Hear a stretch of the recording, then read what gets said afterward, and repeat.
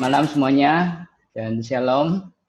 Saya berterima kasih kepada Impact Family Community dan Bethany Church of Singapore yang memberi kesempatan saya pada malam hari ini untuk sharing tentang tulang. Nama saya Dr. Tony Setiobudi. Saya dokter spesialis bedah tulang dan bedah tulang belakang di Mount Elizabeth Hospital Singapura. Mungkin Anda bertanya, yang belum kenal saya mungkin bertanya, ini dokter Singapura kok bisa bahasa Indonesia? Saya lahir di Kediri. Di Kediri, saya kuliah kedokteran di Australia. Terus setelah itu selesai tahun 2003 saya bekerja di Singapura, ngambil spesialis training di Singapura. Malam hari ini saya akan berbicara tentang cintailah tulangmu dan lindungi masa depanmu. Banyak hal yang kita lakukan sekarang itu berdampak pada kesehatan kita di 10 tahun, 20 tahun yang akan datang. Misalnya, contohnya yang simple, misalnya kita sekarang rajin berolahraga, makanan kita jaga, berat badan kita jaga, kemungkinan besar 10-20 tahun yang akan datang.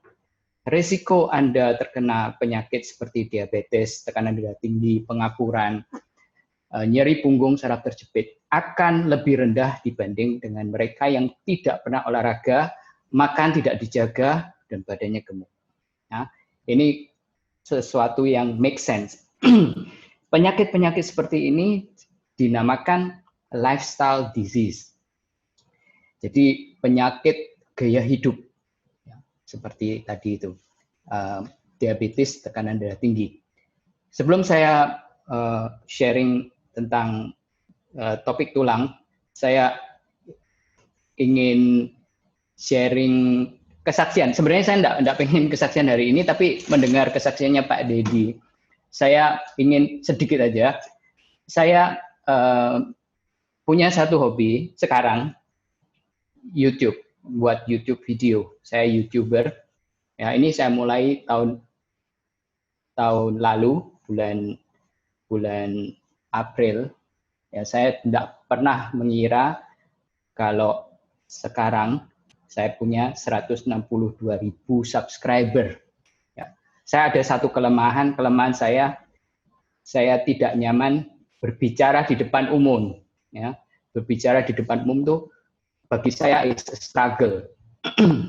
Mungkin di sini ada Oma Francisca yang menjadi saksi. 2 tahun atau 3 tahun yang lalu saya pernah tanpa persiapan saya disuruh bersaksi di Women in Christ di gereja. Saya gemeteran, saya tidak bisa ngomongnya udah nggak karu-karuan. Tapi itu salah satu kelemahan saya. Saya harus berdamai dengan segala hal, termasuk kekurangan saya seperti ini. Dan kalau Anda bisa lihat YouTube saya, yang pertama-tama, YouTube saya itu nggak bagus, tegang banget. Tapi dari situ saya belajar, dan Tuhan berikan suatu mujizat yang tidak pernah saya bayangkan. Sampai YouTube saya ada 162.000 orang. Dan di YouTube ini saya sharing banyak tentang kesehatan tulang dan juga yang masalah-masalah yang lain seperti COVID-19. Ya. Video yang paling populer adalah asam urat, 3 makanan yang paling berbahaya. Jika Anda ingin tahu 3 makanan yang paling berbahaya, bisa nonton video ini. Saya juga ada beberapa video tentang COVID-19. Ya, contohnya diagnosa COVID-19 dengan PCR. Di sini saya jelaskan bagaimana cara kerja PCR dan arti dari positif dan negatif. Bedanya dengan rapid test. Kita pernah dengar PCR, pernah dengar rapid test. Artinya apa? Kalau positif di PCR, positif di rapid test, negatif di PCR, negatif di rapid test. Itu sangat berbeda. Nah, saya langsung saja saya mulai dengan skoliosis. Skoliosis ini adalah masalah tulang belakang. Tulang belakang kita yang normal, kalau dilihat dari depan atau dari belakang, ini akan terlihat lurus. Ya, tapi bagi mereka yang menderita skoliosis, tulangnya miring seperti ini, miring ke samping. Ini contoh yang parah. Tapi sebagian besar pasien yang terkena skoliosis, skoliosisnya tidak seperti ini, ya, ringan. Ada banyak sekali macam skoliosis, tetapi ada dua yang paling sering. Yang paling sering adalah pada anak remaja yang namanya adolescent idiopathic scoliosis, dan pada orang tua yang dinamakan degenerative scoliosis. Ya, pada anak remaja ini sebagian besar terjadi pada perempuan, ya, 75% pada anak perempuan. Ya, ini mulai sekitar umur 10 tahun, 9, 10, 11 seperti itu. Jadi pertama-tama tulangnya itu normal, tapi waktu berumur 10 tahun tulangnya menjadi miring secara perlahan-lahan. Kalau di Singapura ini ada school health screening. Yang diperiksa salah satunya adalah skoliosis. Jadi kalau anak sekolah ada skoliosis itu langsung di-refer ke Health Promotion Board di Singapura. Dan anak perempuan ini kalau terkena skoliosis cenderung memburuk. Ya. Mereka yang skoliosisnya parah lebih dari 40 derajat, ya, sebagian besar itu anak perempuan, hampir 90%. Kalau mungkin ada yang partisipan dari Indonesia, mungkin di sekolahnya tidak ada health screening yang screening skoliosis, Anda orang tua ya yang punya anak remaja bisa melakukan tes ini dengan mudah. Jadi Anda berdiri di belakang anak Anda membungkuk seperti ini. Jika punggungnya seimbang, rata, ini berarti tulang belakangnya normal. Tapi pada skoliosis, punggung di satu sisi itu akan lebih tinggi dibanding dengan sisi yang lain. Ini adalah tanda anak tersebut terkena skoliosis. Ini perlu dibawa ke dokter, periksa ke dokter yang punya pengalaman menangani skoliosis. Ini penting sekali karena skoliosis ini cenderung memburuk pada masa pertumbuhan. Dan salah satu cara untuk menghambat pertumbuhan dari skoliosis adalah dengan menggunakan brace. Ini namanya Boston brace. Nah, ini sebenarnya digunakan di dalam baju. Jadi kalau anak ini pakai baju luar, brace-nya ini tidak kelihatan. Nah, tujuan dari brace ini adalah untuk memperlambat atau menahan perkembangan dari skoliosis. Tidak bisa mengurangi derajat. Jadi sekali lagi untuk memperlambat supaya kemungkinan perlu operasi seperti ini sampai parah perlu operasi itu diperkecil.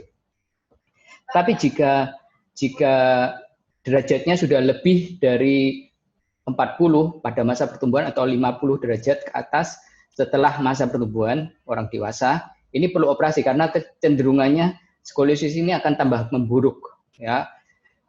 Semakin buruk, semakin resiko operasinya semakin tinggi. Jadi kalau ada kecenderungan memburuk, lebih baik dioperasi dini dibanding daripada dibiarkan sampai parah.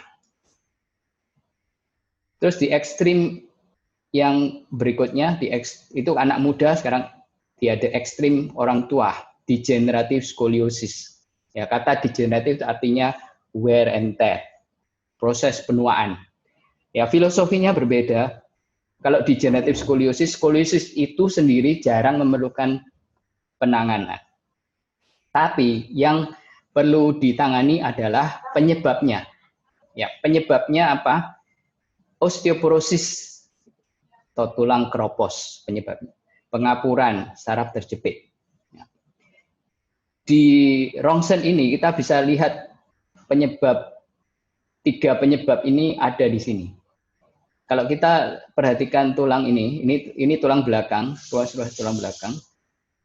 Tulang ini sebelah sini tingginya lebih pendek dibanding dengan yang di sebelah sini. Ini terjadi karena skoliosis, jadi kolaps di satu sisi yang tidak seimbang yang menyebabkan skoliosis. Kemudian di bagian sini ada pengapuran. Kalau pengapurannya juga tidak seimbang, ya yang di sini lebih parah daripada yang sebelah sini, maka tulangnya juga bisa miring. Karena pengapuran, rongga saraf ini juga bisa menjadi lebih sempit dan akhirnya sarafnya terjepit. Ini pun juga bisa menyebabkan skoliosis. Dan pada orang tua, skoliosis ini biasanya tidak terjadi dengan sendirinya, tetapi disertai dengan postur bungkuk. Dan kalau postur bungkuknya sangat parah, inilah yang perlu ditangani. Kalau kita punya orang tua atau kakek nenek, kita bisa perhatikan mereka mungkin lihat foto mereka waktu muda. Mungkin mereka tegak seperti ini, tapi sekarang tiba-tiba menjadi seperti ini. Nah, ini bukan tiba-tiba. Ini terjadi secara perlahan-lahan.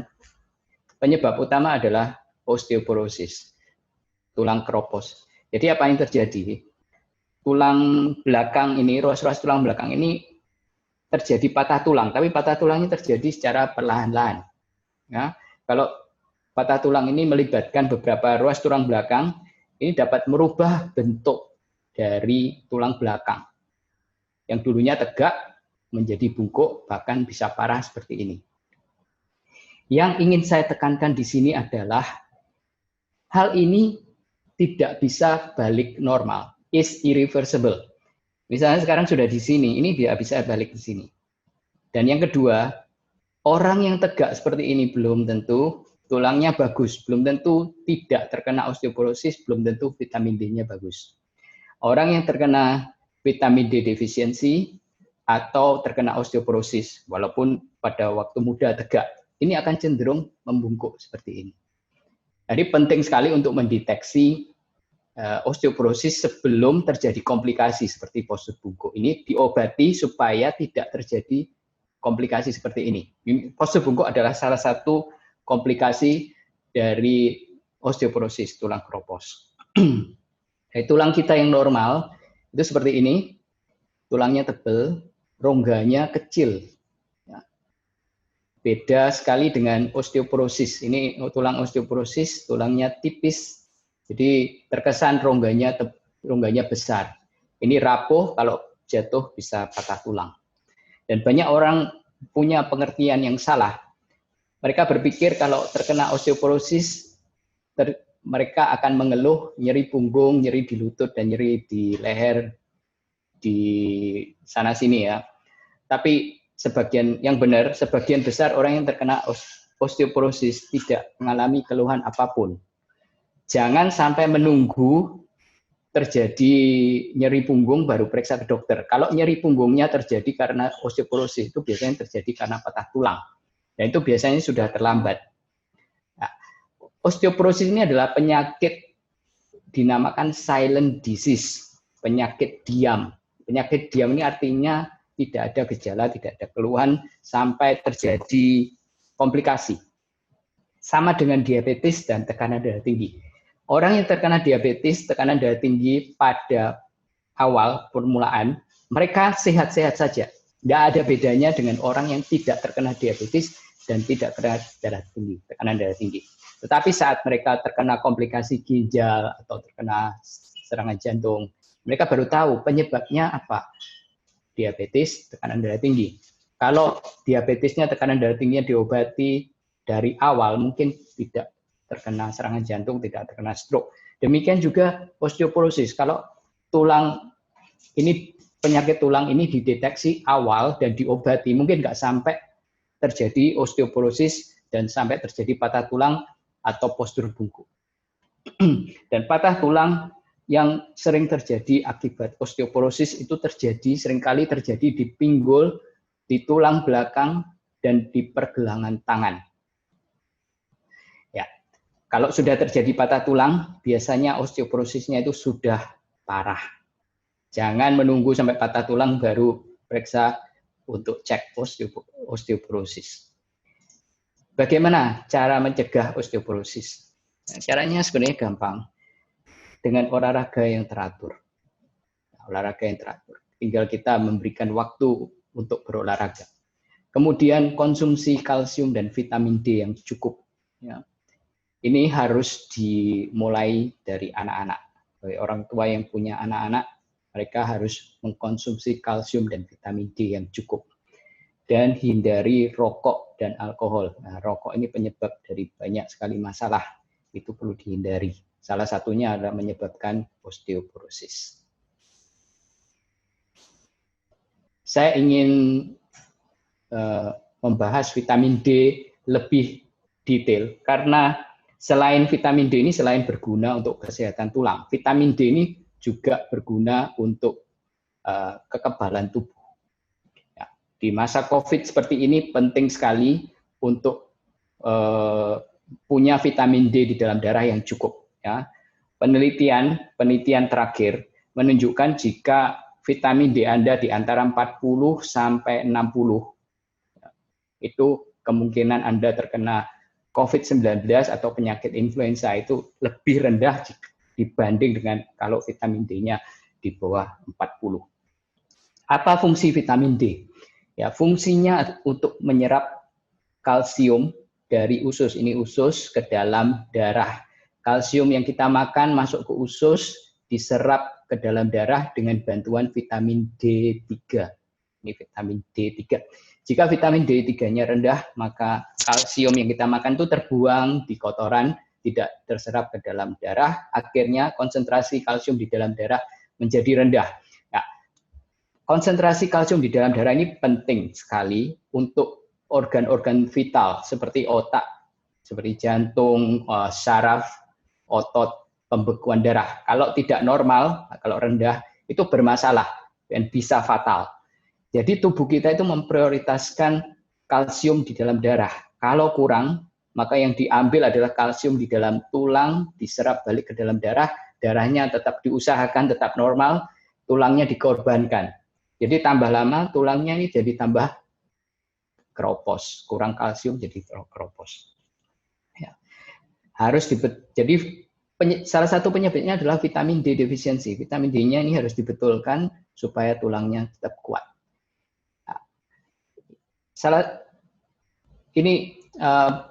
Jika Anda pernah periksa darah dan cek kalsium normal, itu belum tentu tulang Anda bagus. Kalsium di dalam darah normal belum tentu tulangnya bagus. Ya. Untuk mengecek kalsium di dalam tulang, Anda perlu melakukan yang namanya bone density scan. Nah, sebelum saya bahas tentang bone density scan, saya ingin membahas tentang sinar matahari dan vitamin D. Memang vitamin D yang diproduksi oleh tubuh kita itu diproduksi di ginjal dan diaktifkan di kulit di bawah sinar matahari, ultraviolet B, perlu ultraviolet B. Tapi kita juga bisa mendapatkan vitamin D dari makanan. Ya, banyak orang bertanya jam berapa yang bagus untuk berjemur untuk mendapatkan vitamin D. Yang paling bagus sebenarnya bukan yang paling bagus ya, yang paling banyak ultraviolet B-nya itu adalah waktu tengah hari, waktu matahari di atas kepala kita. Ya. Kalau saya bilang semua harus berjemur pada tengah hari, mungkin ibu-ibu banyak yang protes karena bisa membuat keriput, bisa membuat flek dan segala macam. Alternatif, Anda bisa berjemur asal mendapatkan sinar matahari langsung, ya, bukan bayangan sinar matahari, tapi sinar matahari langsung pagi hari sebelum panas, tidak apa-apa. Anda perlu waktu dengan lengan dan kaki terbuka, wajah terbuka, tanpa sunblock, Anda perlu waktu, kalau di Singapura jam 8, Anda perlu 30 menit. Kalau Anda berjemur jam 1 siang, Anda perlu hanya 10 menit. Kalau pagi hari jam 8, Anda perlu 30 menit. Terus bagaimana cara mendeteksi osteoporosis dan vitamin D? Nah, tadi saya katakan osteoporosis dan vitamin D itu adalah penyakit silent disease. Tidak diketahui, tidak ada gejalanya, tidak ada keluhannya sampai terjadi komplikasi. Caranya menggunakan screening. Screening itu artinya penyakitnya dideteksi sebelum terjadi komplikasi. Screeningnya gampang sekali dengan bone density scan. Ini adalah scan yang sangat mudah dan murah, seperti X-ray, dan tes darah untuk cek kalsium, vitamin D, dan fungsi ginjal. Ini dianjurkan bagi mereka yang berumur 50 tahun ke atas dan menopause, ibu-ibu yang sudah menopause. Tapi dalam pandemi COVID ini, saya sarankan untuk periksa vitamin D. Kalau rendah, perlu ditambah vitamin D. supaya kekebalan tubuh kita kuat. Nah, vitamin D ini, kenapa vitamin D bisa membuat orang lebih kuat atau lebih tidak gampang terkena COVID-19 atau influenza, karena salah satu kegunaan vitamin D adalah untuk memperlambat perkembangbiakan virus. Ya. Saya masuk ke topik yang kedua tentang autoimun. Ini mungkin topik yang lagi trending. Banyak orang berpikir kalau terkena autoimun, that's the end of the world. Ya, ini sebenarnya nggak benar. Kalau autoimun ini diobati dengan baik, ya, sebagian besar orang yang terkena autoimun ini bisa hidup secara normal seperti orang yang tidak terkena penyakit. Apa itu autoimun? Autoimun itu ada masalah di kekebalan tubuh. Ya, kita mempunyai sel darah merah. Sel darah merah tugasnya untuk melindungi tubuh kita dari serangan luar, infeksi bakteri, virus, parasit, jamur, segala macamnya.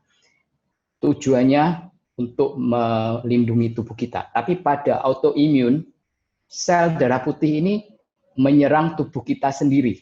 Jadi menyerang dan merusak tubuh sendiri. Ya, masalahnya tergantung dari organ tubuh mana yang diserang. Ya, yang berhubungan dengan tulang yang paling sering adalah rheumatoid arthritis. Ini autoimun yang menyerang persendian. Persendiannya diserang, keluhannya pertama sendinya menjadi merah, bengkak, dan sakit sekali.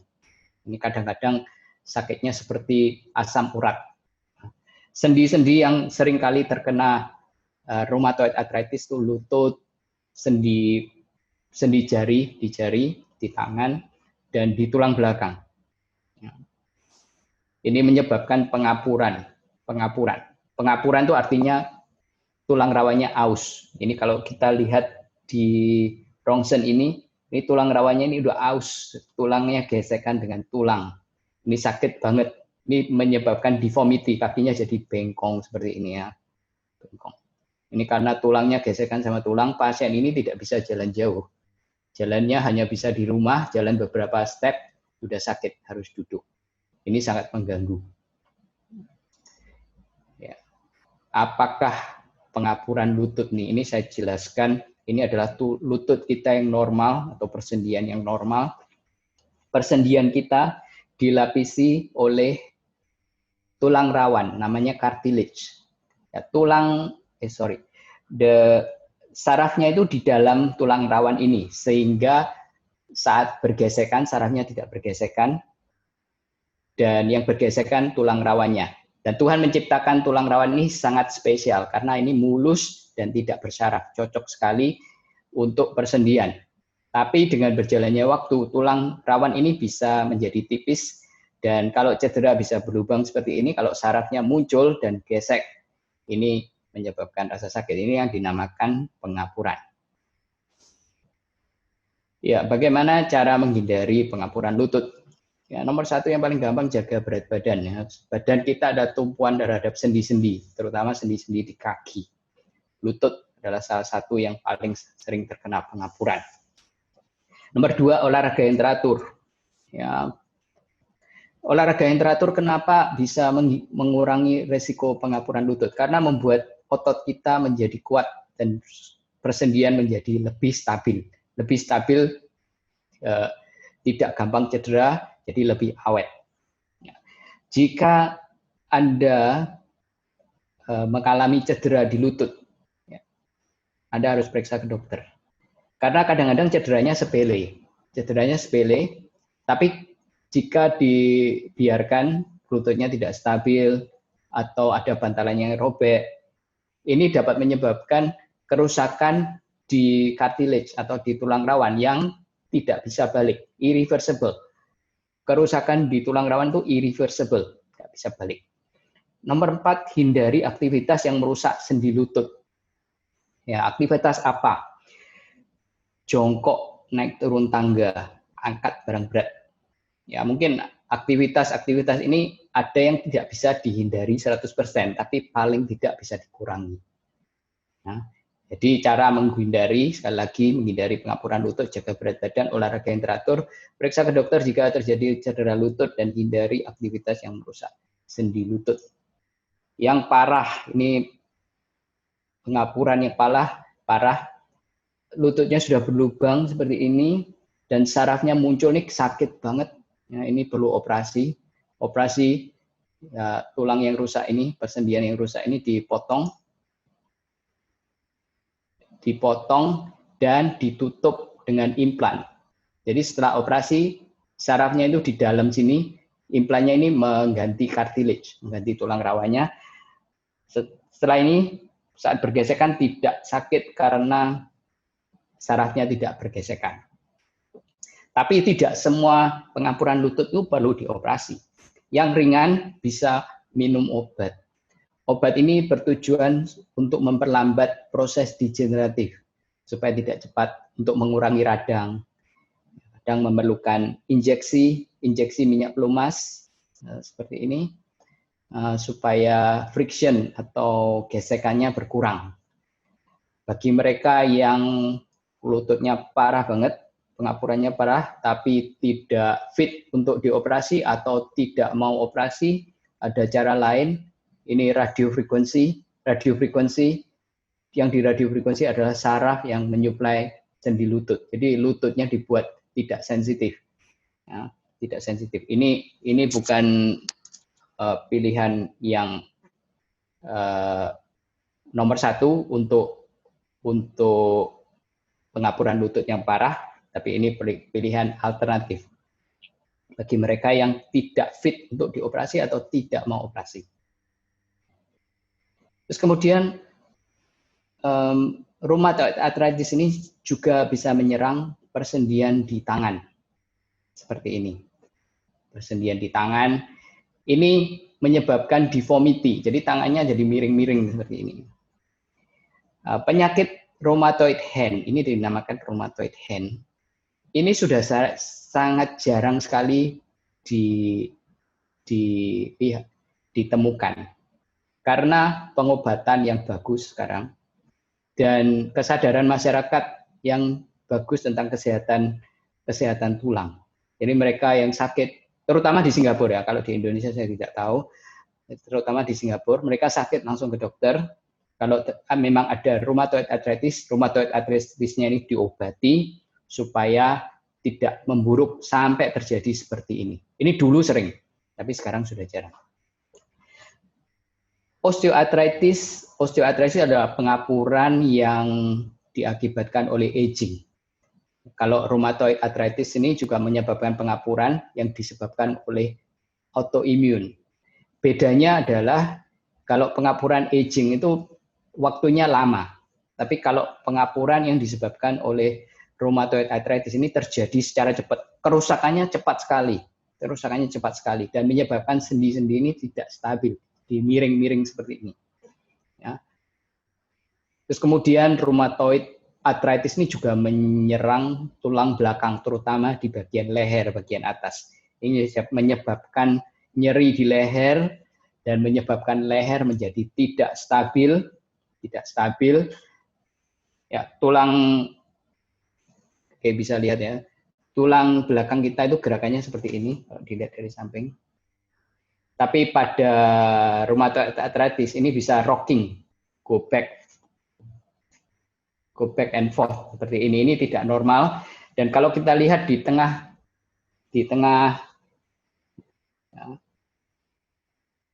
tengah-tengah tulang belakang kita itu ada saraf, kita sudah tahu ya. Di tengah-tengah tulang belakang ini ada saraf. Misalnya ini tulangnya maju mundur seperti ini, rongga sarafnya itu akan menjadi kecil dan ada saraf besar yang namanya spinal cord. Itu kalau terjepit itu bahaya sekali, bisa menyebabkan lumpuh.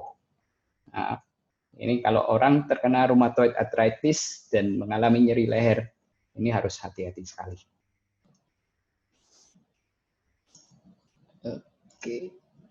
Oke, ini akhir dari sharing saya. Saya sudah bahas tentang idiopathic scoliosis, degenerative scoliosis. osteoporosis, vitamin D deficiency, rheumatoid arthritis, dan pengapuran lutut. Terima kasih semuanya sudah mendengarkan. Saya kembalikan kepada Ibu Winda. Ya, Oke, terima kasih untuk Dr. Tony untuk sharingnya malam hari ini. Ini saya lihat sudah banyak sekali pertanyaan-pertanyaan. Mungkin akan saya bacakan beberapa pertanyaan ya. Untuk yang pertama, mungkin saya akan membacakan, halo dok, apakah sering mandi malam bisa mempengaruhi kesehatan tulang? Oke. Pertanyaan yang bagus. Saya sering kali ditanya seperti ini. Mandi malam, sebenarnya mandi malam itu tidak ada efeknya ke kesehatan tulang. Ya, orang berpikir kalau mandi malam dingin, jadi tulang kita bisa terjadi rematik seperti itu ya. Itu sebenarnya tidak benar. Tidak ada hubungannya dengan mandi malam atau mandi air dingin terus menyebabkan rematik. Oke. Oke, terima kasih dokter. Pertanyaan selanjutnya, dokter, kalau saya kelamaan duduk, lutut kanan saya ngilu, kira-kira kenapa ya? Duduk lututnya ngilu. Iya. Ya biasanya kalau pengapuran itu terbalik. Kalau duduk lututnya tidak sakit, tapi kalau berjalan sakit. Jadi sakitnya dinamakan mechanical pain. Mechanical pain itu sakit saat beraktivitas. Tapi kalau saat istirahat, duduk atau tidur, sakit, itu kita harus berhati-hati. Karena kadang-kadang ini ada, kalau istilah kedokterannya red flag. Red flag ini kemungkinan ini berbahaya. Ini harus diperiksa. Tidak normal, penyakit gejala yang tidak normal. Ya, salah satu yang kita takutkan adalah tumor dan infeksi. Tapi tidak semua sakit saat waktu duduk itu disebabkan oleh tumor dan infeksi. Tapi ini harus diperiksa karena ini adalah red flags yang mungkin disebabkan oleh tumor atau infeksi. Oke, terima kasih untuk jawabannya dokter. Selanjutnya, how to treat shoulder pain? Shoulder. Oke. Shoulder pain kan penyebabnya macam-macam ya. Yang sering terjadi itu frozen shoulder atau bau beku. Kalau frozen shoulder diangkat stuck, tidak bisa naik, itu namanya frozen shoulder. Frozen shoulder itu treatmentnya fisioterapi. Digerakkan, shouldernya di stretch, dibuka, tapi pemulihannya tidak cepat, bisa terjadi berbulan-bulan, bahkan bisa 1 tahun sampai 2 tahun. Tapi sebagian besar ini membaik. Cuman perlu waktu, perlu sabar. Dan penyebab nyeri di bahu kedua adalah otot yang robek atau radang.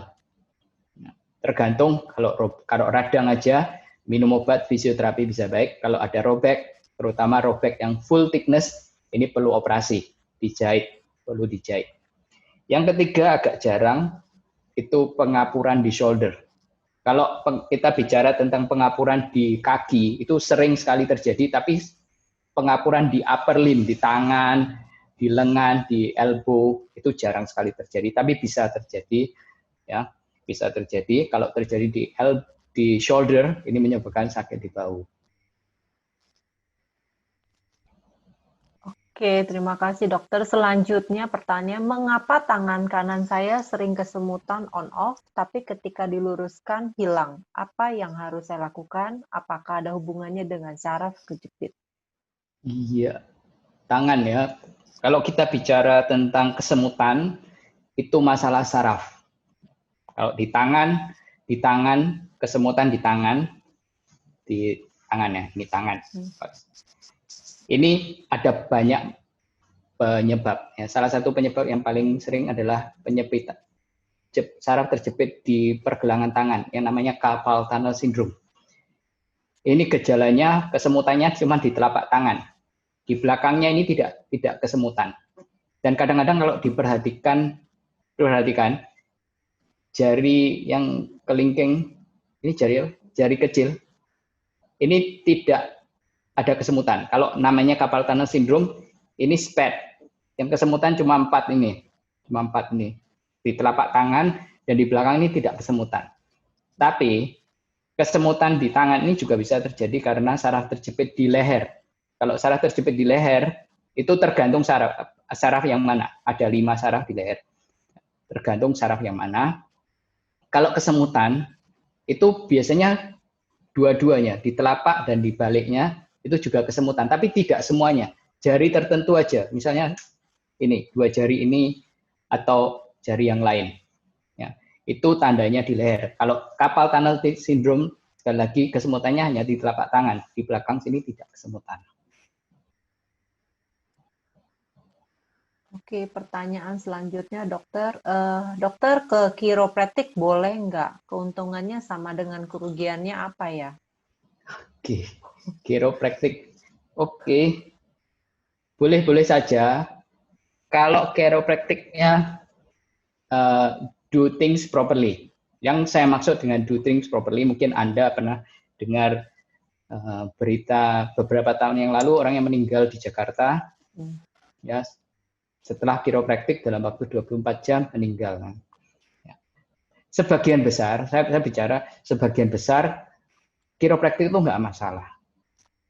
Kalau Anda ke kiropraktik, biasanya dilakukan manipulasi leher, itu bisa menyebabkan sakit-sakit di leher itu atau di punggung bisa membaik. Karena saat dimanipulasi, istilahnya kalau bahasa Jawanya di crack, itu tubuh kita itu mengeluarkan endorfin. Endorfin itu sejenis morfin. Endorfin artinya endogenous morfin, morfin yang diproduksi oleh tubuh kita sendiri. Morfin itu adalah painkiller yang sangat kuat. Kalau Anda dikasih sakit, kasih morfin, Anda akan merasa senang, ya, merasa sakitnya berkurang dan merasa happy juga kan. Morfin membuat orang happy, membuat orang ketagihan. Jadi orang yang sering ke chiropractic biasanya akan terus ke chiropractic karena endorfin itu. Ya. Yang berbahaya itu begini. Kalau tulang belakang Anda tidak normal. Ada satu penyakit namanya ankylosing spondylitis. Sebenarnya saya mau share penyakit ini. Ini salah satu autoimun yang menyerang tulang belakang. Penyakit ini membuat tulang belakang kita menjadi kaku. Kalau kaku, tidak boleh dimanipulasi. Karena pada penyakit ini kalau terjadi patah tulang, dimanipulasi patah tulang, ini sangat berbahaya, bisa menyebabkan lumpuh atau bisa menyebabkan cedera di saluran darah di sini, di leher. Chiropractic, kalau saya rasa chiropractic di Singapura dan di Indonesia itu sangat berbeda dengan chiropractic yang saya tahu di Australia waktu saya belajar. Kalau di Australia mereka melakukan do things properly, mereka bisa order X-ray, mereka bisa order X-ray, dan mereka melakukan, I think it's not so commercial ya. Pasien disuruh datang seminggu 3-4 kali seperti itu. Kalau di sini kan begitu, di Indonesia juga begitu. Nah, kalau tidak dilakukan X-ray, tidak dilakukan, misalnya pasiennya datang dengan leher saya kaku dan sakit, ya, langsung dimanipulasi, ternyata pasiennya terkena ankylosing spondylitis, ini sangat berbahaya. Ini kemungkinan besar yang terjadi di pasien Jakarta yang meninggal setelah melakukan chiropractic treatment. Ini kemungkinan besar pasiennya terkena ankylosing spondylitis. Saat dimanipulasi, pasiennya merasakan kesakitan karena terjadi patah tulang. Dan patah tulang ini sangat tidak stabil. Nah, ini harus dioperasi. Kalau tidak, lehernya tidak stabil. Dan ini bisa merusak spinal cord secara besar, menyebabkan kelumpuhan. Bisa merusak saluran darah. Saluran darah ini bisa, kalau terbuntu bisa menyebabkan stroke, kalau hemorrhage bisa meninggal cepat. Nah, ini berbahaya kalau tidak dilakukan due diligence. Tapi kalau dilakukan properly, saya rasa chiropractic is no problem. Oke, thank you dokter. Selanjutnya masalah konsumsi vitamin nih dok. Vitamin C, vitamin D, kalsium dan glukosamin. Saya summary saja. Kira-kira bagaimana konsumsi vitamin-vitamin ini? Oke. Vitamin C itu berguna untuk kekebalan tubuh. Makanya banyak orang bilang kalau Anda sakit, sering kena flu, minum vitamin C. Oke. Vitamin D itu bagus untuk kesehatan tulang, terutama kesehatan tulang. Tapi vitamin D, seperti yang saya katakan tadi, juga berguna untuk kekebalan tubuh kita.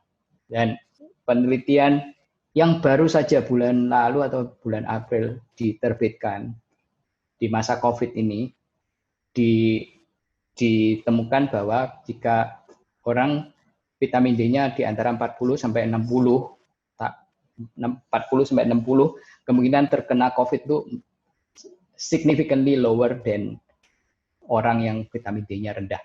Masalahnya begini, orang Asia, populasi Asia itu sekitar 30 sampai 40% itu terkena vitamin D deficiency. Vitamin D-nya rendah banget, di bawah 30. Dan mereka tidak tahu karena tidak pernah periksa dan merasa sehat-sehat saja. Kalau tidak dilakukan screening, tidak tahu. Dan seperti yang saya jelaskan tadi, vitamin D salah satu fungsinya adalah untuk membantu penyerapan kalsium dari usus ke dalam darah. Kalau vitamin D-nya rendah, akhirnya dalam jangka panjang akan terjadi osteoporosis. Penting. Satu lagi apa tadi? Kalsium. Kalsium dan glukosamin. Oke. Ya, kalsium 99% dari tulang kita itu terbentuk dari kalsium. Ya, kalsium itu sangat penting untuk kekuatan, memberi kekuatan pada tulang kita. Kalau kalsiumnya rendah, maka tulang kita akan keropos dan gampang patah tulang. Glukosamin ini sangat menarik. Saya ada video tentang glukosamin. Glukosamin menurut penelitian, sebagian besar dari glukosamin itu tidak berguna. Penelitiannya ini membandingkan orang dikasih glukosamin dan dikasih obat kosong, tapi pasiennya tidak tahu yang mana. Ternyata setelah di follow up, dua-duanya itu membaik. Yang dikasih obat kosong membaik, dikasih glukosamin pun membaik. Jadi artinya glukosamin itu ada placebo effect, efek psikologi yang sangat tinggi. Tapi ada glukosamin yang namanya di paten namanya Rota Preparation. Ini terbukti berguna. Tidak semua berguna, tapi yang khusus yang Rota Preparation. Rota Preparation itu apa? Itu dirahasiakan, tidak ada yang tahu. Yang tahu yang pabriknya. Rota Preparation ini berguna untuk pengapuran. Tapi yang lain dinyatakan tidak berguna. Oke, tadi dokter, pertanyaannya berapa banyak harus mengkonsumsi vitamin C, D, dan kalsium dalam sehari? Vitamin C saya tidak bisa menjawab karena saya jarang sekali menggunakan vitamin C, tapi vitamin D minimum 1000 unit, 1000 international unit per hari. Kalau normal ya, kalau vitamin D di dalam darahnya normal sekitar 1000, kalsium juga 1000 mg. Kalau sudah terkena osteoporosis atau menopause, perlu minum vitamin D 2000 mg. 2000 international unit. Kalau rendah banget di bawah 30, saya selalu mulai dari 3000 unit. Ya, responnya pasien itu sangat berbeda-beda. Jadi setelah dikasih vitamin D replacement, 3 bulan perlu dicek, kita akan perlu tahu naiknya seberapa. Oke. Oke, dokter, saya pernah ronsen spine dan katanya ada degenerasi spine di bagian leher. Apa yang bisa dilakukan untuk mengobatinya? Mm-mm. Penyakit degeneratif ini penyakit satu arah. Jadi bisa memburuk tapi tidak bisa membaik. Biasanya kalau orang awam bilang bone spur. Kalau di leher atau di lutut, di tulang belakang dinamakan bone spur. Ini one way direction. Dicegah, dihambat bisa, tapi dibalikkan ke normal tidak bisa. Ini tergantung dari aktivitas kita sehari-hari. Ya, aktivitas yang tidak bagus di leher. Handphone is number one cause of degeneration di leher. Nah, sekarang kalau kita dulu bagi sekarang yang umurnya sekitar 40-50, waktu muda kita tidak ada handphone. Tapi sekarang kita ada degeneration. Walaupun tidak ada handphone. Sekarang kita bayangkan anak-anak kita sudah masih SMP, SD main handphone terus ya. I don't know what will happen with dia 30, 40. Ya, salah satunya handphone, angkat barang berat. Ada yang hobinya angkat beban. Nah, itu salah satu yang merusak leher, tulang di leher, jadi pengapuran dan di punggung bawah. Kemudian duduk lama di depan komputer ini juga merusak bisa mempercepat pengapuran di leher. Mungkin Anda bertanya, pekerjaan saya tiap hari di depan komputer bagaimana? Kalau Anda berjam-jam di depan komputer, ya saran saya setiap 20-30 menit Anda harus berdiri. Kalau Anda di depan komputer membungkuk seperti ini, bantalan tulang belakang ini kepencet. Nah, bantalan ini isinya air. Kalau kepencet seperti spons ya, spons dipencet, airnya semua keluar, jadi tidak elastis. Setiap 20-30 menit Anda relax supaya bantalan ini kembali menyerap air, balik lagi. Kalau ditekan terus-menerus, ini akan hilang elastisitasnya dan cepat rusak, cepat terjadi pengapuran seperti itu. Oke. Oke, satu lagi dok. Hasil bone density saya kurang baik dan saya berumur 30 tahun ke atas. Apakah masih bisa memperbaiki bone density saya? Bisa. Bone density itu bisa di 30 sebenarnya umur 30 I expect the bone density to be normal ya. Tapi kalau tidak normal itu harus segera diobati. Tidak normal itu ada range-nya.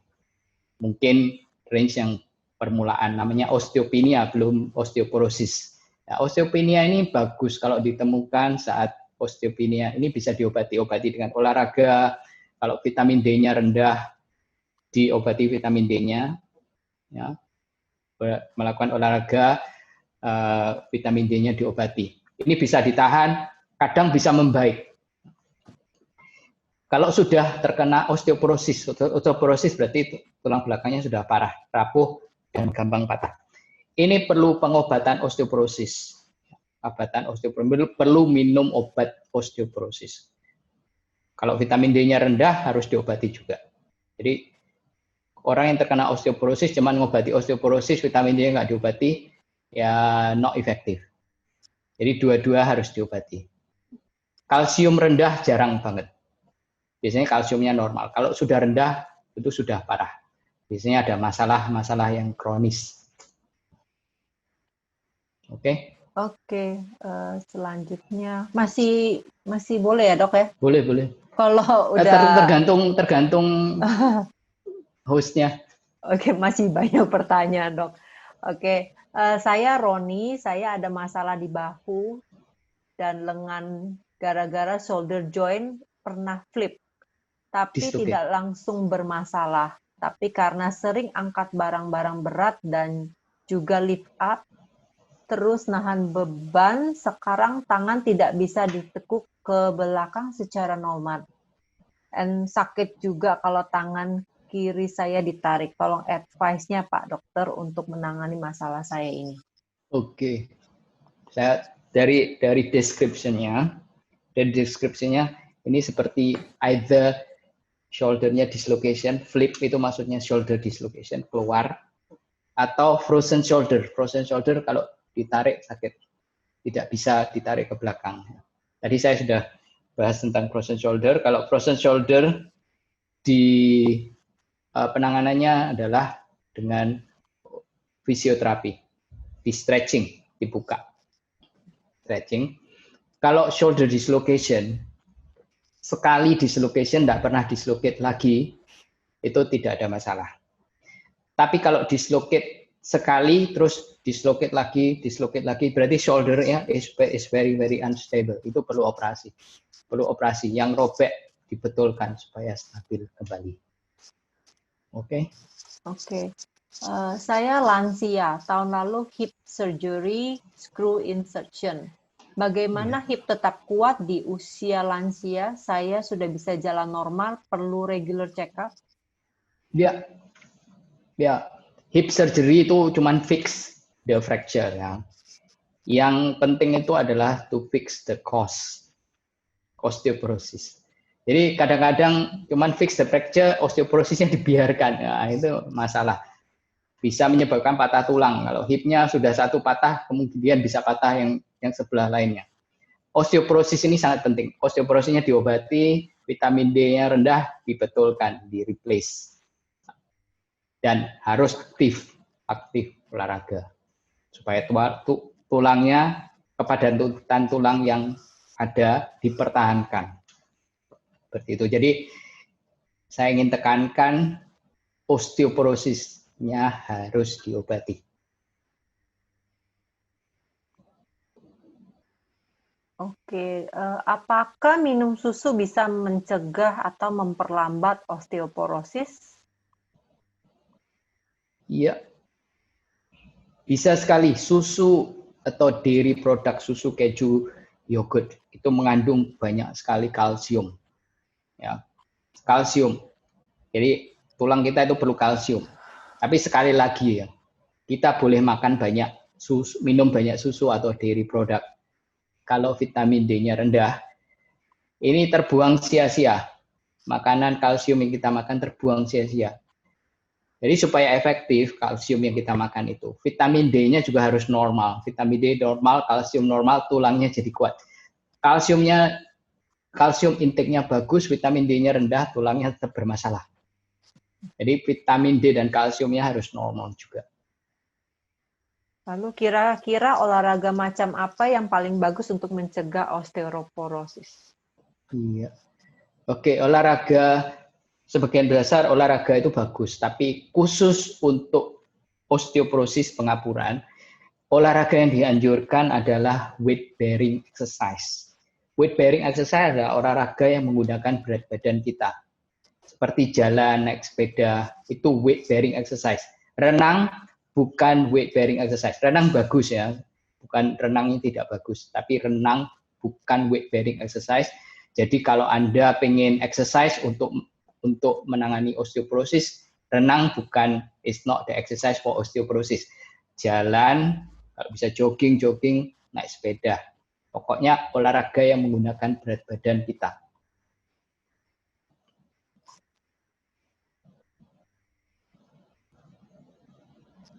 Oke, bentar ya. Mungkin saya bantuin ya. Dok, ini ada pertanyaan. Kenapa ada orang yang setelah dibenahi scoliosisnya pakai brace, lalu setelah free brace, wajahnya menjadi asimetris? Mungkin agak teknis, tapi saya rasa luar biasa. Ini anak-anak ya. Saya rasa ini pertanyaan mengenai anak-anak, skoliosis anak-anak. Karena orang tua, skoliosisnya tidak ditangani dengan brace. Jadi anak-anak,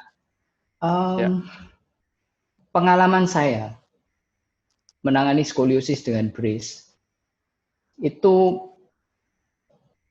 Tidak pernah saya temukan wajahnya menjadi asimetris. Ya, sorry, saya tidak ada pengalaman. Saya tidak pernah menemukan, mungkin one off yang mungkin unrelated bisa. Ya, ya. Terima kasih, Dok. Ya, terima kasih. Oke, saya skoliosis sebelah kanan. Terkadang ada beberapa keluhan di lutut kiri, telapak kaki kiri, dan punggung kiri. Bagaimana merawat skoliosis agar tidak bertambah parah? Ini kira-kira orang tua atau orang anak-anak? Enggak disebutkan, Dok. Tidak disebutkan ya. Ya saya assume orang tua ya. Sakitnya di mana-mana biasanya orang tua. Pertanyaannya, saya skoliosis di kanan, sakit di kiri, di lutut bagian Lutut kiri, kiri, telapak kaki kiri, dan punggung kiri. Ya, supaya tidak bertambah parah. Oke, supaya sakitnya tidak bertambah parah. Kadang-kadang sakit yang di kaki itu nggak ada hubungannya dengan skoliosis. Sakit di lutut, sakit di telapak kaki itu tidak ada hubungan dengan skoliosis. Tetapi masalah di kaki bisa menyebabkan skoliosis, bukan the other way around. Skoliosis tidak menyebabkan masalah di kaki, masalah di kaki bisa menyebabkan skoliosis. Skoliosis sebelah kanan, kenapa sakitnya di sebelah kiri? Itu benar. Biasanya kalau skoliosis sebelah kanan, sakitnya sebelah kiri. Karena ototnya di sebelah kiri itu bekerja lebih keras untuk nahan. Jadi kalau ini sudah berjalan berbulan-bulan, ototnya ini lelah, fatigue, disakit. Seperti itu. Ya. Dok, ini ada satu pertanyaan juga. Kalau jari manis saya ditekuk, tidak bisa balik ke posisi semula, harus dibantu dan sakit. Oke. Itu namanya trigger finger ya, jari tekuk. Seperti ini ya. Tekuk, nggak bisa diluruskan, harus ditarik supaya lurus. Ini namanya trigger finger, biasanya masalahnya itu di tendon. Di sini. Di sini ada nodul tendon. Kita bisa gerak seperti ini karena tendonnya ini bisa narik tangan sehingga bisa flex seperti ini ya. Dan tendon-tendon seperti di sini itu masuk terowongan. Ini banyak sekali terowongan di sini. Tendonnya masuk terowongan. Kalau tendonnya bengkak atau terowongannya sempit, maka masuk keluarnya tidak lancar. Kalau bengkaknya parah, misalnya tendonnya lebih besar daripada terowongannya, itu kalau dipaksa bisa masuk atau bisa keluar, tapi tidak mulus. Kalau parah banget seperti ini, stuck, tidak bisa diluruskan, harus ditarik, dipaksa. Itu namanya trigger finger. Trigger finger, penyakit radang di tendon. Ya, terima kasih, Dok.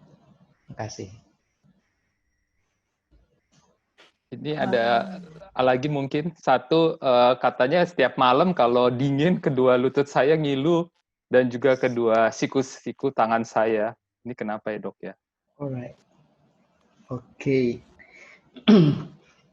Banyak pasien yang mengeluh kalau di udara dingin, ngilu, atau pasien yang sudah dioperasi ya, dioperasi total knee replacement implant, implan besi, bilang lututnya ngilu karena dingin.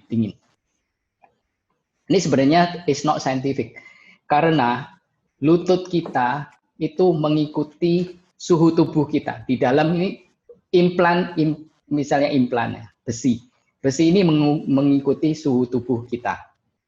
Suhu tubuh kita itu tidak, kalau yang kita normal itu sekitar 37 derajat. Walaupun kita di udara dingin, di AC, waktu malam, udaranya misalnya derajatnya 24. Lutut kita tetap 37 derajat.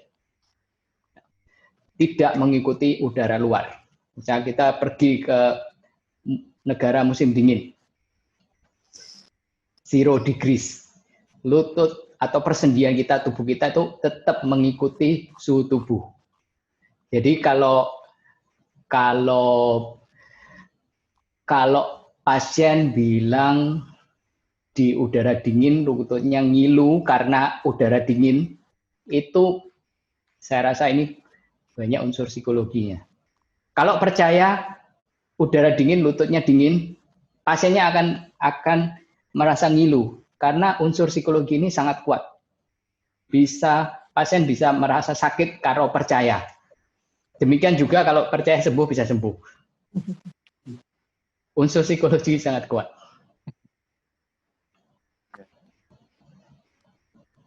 Dok, ini ada pertanyaan dan cukup alkitabiah. Di kitab Amsal dikatakan semangat yang patah mengeringkan tulang.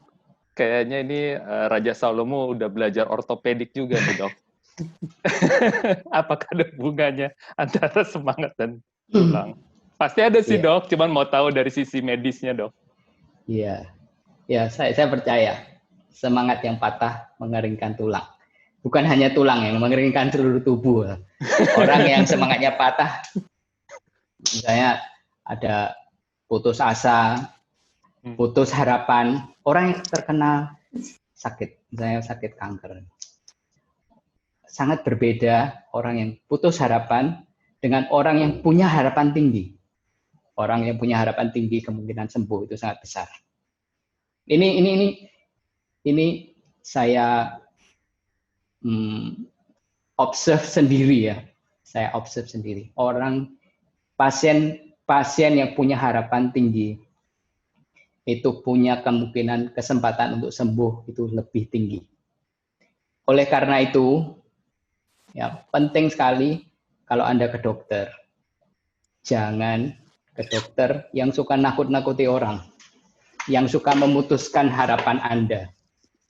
Makanya saya sebagai orang Kristen, saya ingin memberi pengharapan. Klinik saya namakan Spring Hope. Hope pengharapan. Spring, I want to give spring in the winter. Kadang-kadang orang sakit itu seperti winter. Kita harus give spring. Nah, give hope. Karena kadang-kadang saya sebagai dokter terbatas. Kadang-kadang tidak bisa menyembuhkan. Tapi yang selalu saya bisa kasih adalah pengharapan. Jadi saya setuju sekali dengan semangat yang patah mengeringkan tulang. Itu benar sekali. Luar biasa. Oke, pertanyaan terakhir ya, Dok ya. Saya didiagnosa sorry ya, saya kurang mengerti bahasanya, tapi ankylosing spondylitis dan HDL kolesterol saya tinggi. Apakah ada hubungannya penyakit AS dengan hasil LDL saya? Iya. Yang saya tahu tidak ada. Ya, bagi mereka yang tidak paham dengan ankylosing spondylitis, tadi saya sudah touch on sedikit tentang ankylosing spondylitis. Ini autoimun, penyakit autoimun yang menyerang tulang belakang. Tulang belakang kita terdiri dari banyak tulang yang bisa bergerak secara independen karena ada bantalan dan ada persendian. Tapi pada ankylosing spondylitis, tulang-tulang ini akan nyambung menjadi satu dan menjadi kaku. Ini adalah penyakit autoimun.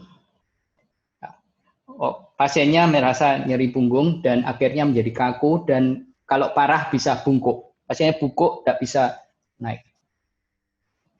Tapi tidak ada hubungannya dengan kolesterol. Oke, mungkin masih ada lagi Pak Alex. Mungkin satu lagi ya kita ambil dari yang di chat. Ini digabung aja, Dok, pertanyaannya. Dia kalau bangun dari duduk kelamaan atau bangun tidur, tangan selalu kebas. Ketika mau jalan telapak kaki terlalu sakit. Lalu juga ada pertanyaan kalau ditekan dan lututnya kiri kanan itu terasa sakit, apakah termasuk pengapuran lutut? Ini pertanyaan dari orang yang sama atau yang berbeda, Dok? Berbeda ya. Jadi yang pertama itu merasa kebas, yang kedua tentang lutut. Ya, saya jawab yang pertama, bangun tidur merasa kebas. Itu biasanya terjadi karena saraf terjepit di telapak tangan, carpal tunnel syndrome. Saat kita tidur, otot-otot kita itu tidak bergerak, ya, relax semua.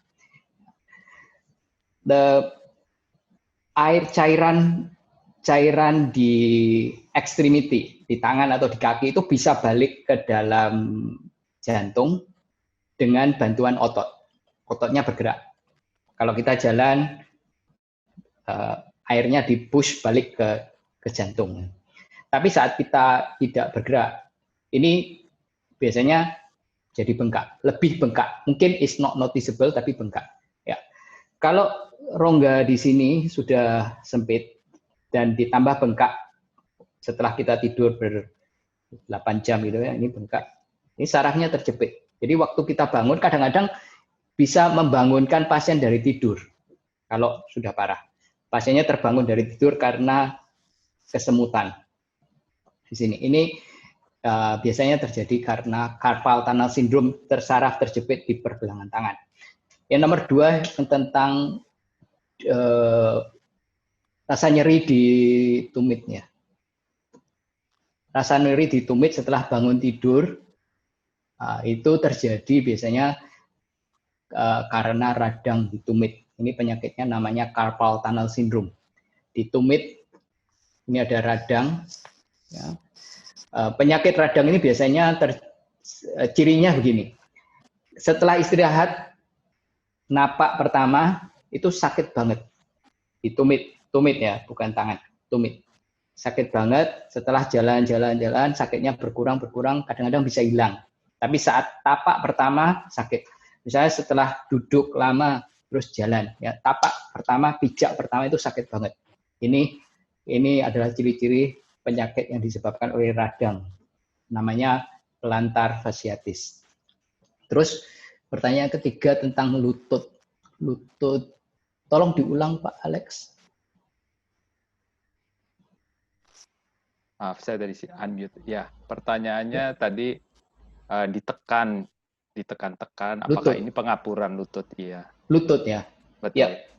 Ya, pengapuran lutut. Pengapuran lutut itu kalau di persendiannya, di persendiannya ditekan, kalau memang ada pengapuran dan lumayan parah, itu bisa sakit.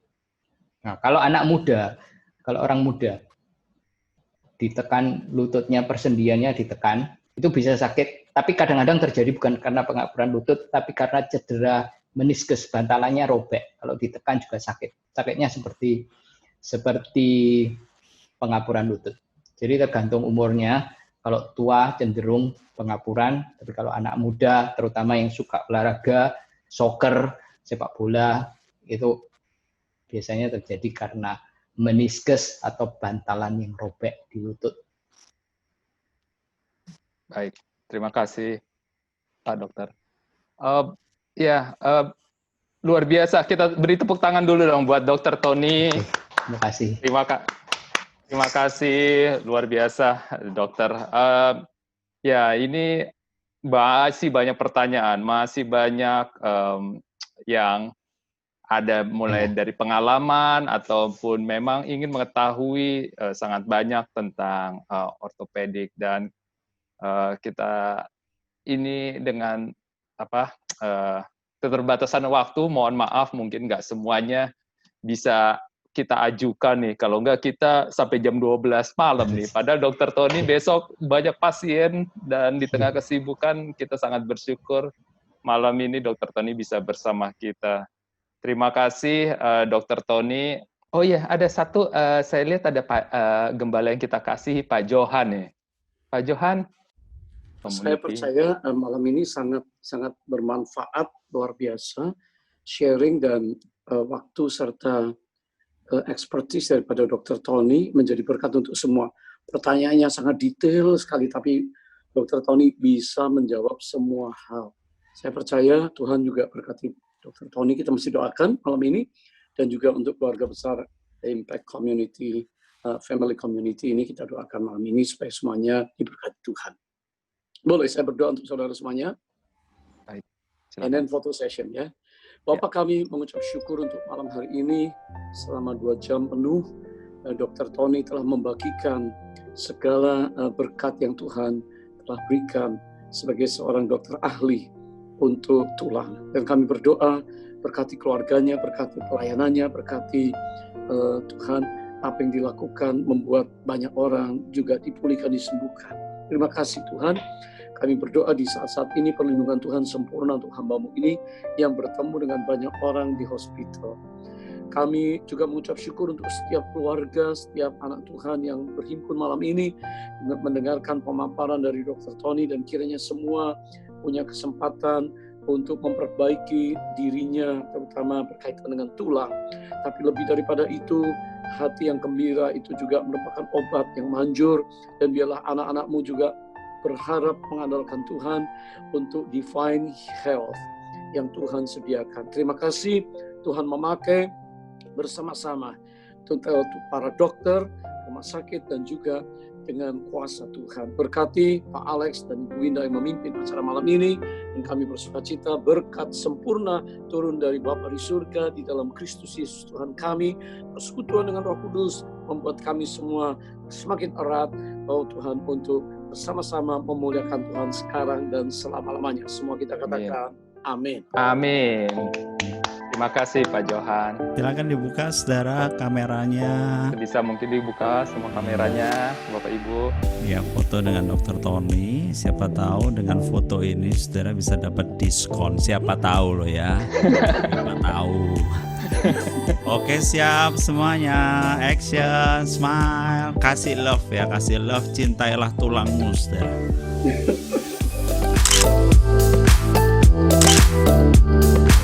Sekali lagi kami bersyukur, terima kasih Dr. Tony. Ya, kita tepuk tangan yang meriah. Ya. Dan nanti kalau punya waktu untuk lihat YouTube, lihat juga YouTube-nya Dr. Iya, Tony. harus di-subscribe ya dokter ya. Terus di-like dan kemudian di-share juga videonya. Thank you.